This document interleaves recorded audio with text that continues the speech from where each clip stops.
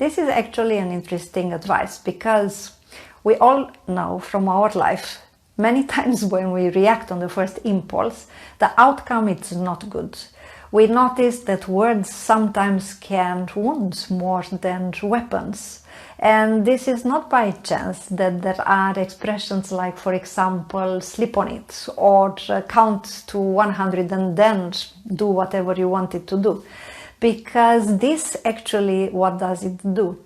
It postpones and it calms down this fiery explosion reaction.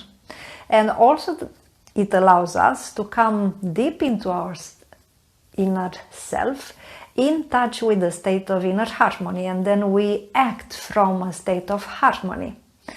So we can train ourselves to do that. For example, I recommend the people that I work with, that I coach, to transfigure themselves.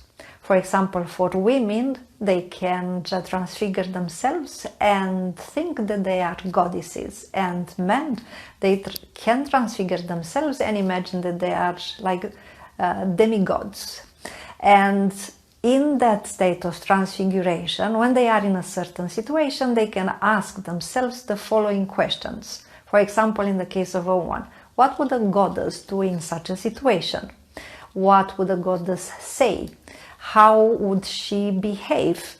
And when you do that, you will get inspiration. It will come from a place of high vibration, because you just imagined, transfigure yourself. You used the creative visualization to imagine that you are a goddess. So therefore, you raised your vibration, and from that high vibration place and inner harmony, of course, what you will do, say, behave will be accordingly.